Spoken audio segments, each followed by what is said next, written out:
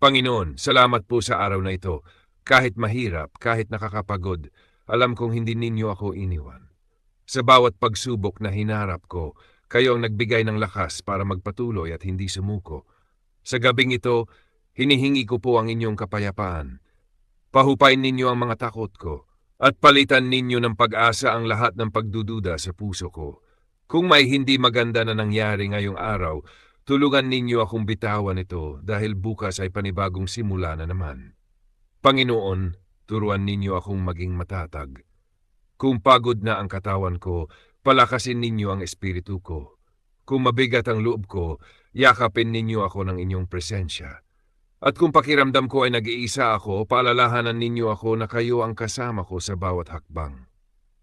Pagpalain ninyo ang aking pagtulog na maging pahinga ito para sa bagong pag-asa, bagong lakas at bagong paglalakbay bukas. Salamat po Lord dahil kahit hindi ko alam ang mangyayari, alam ko kayo ang may hawak ng lahat. Amen.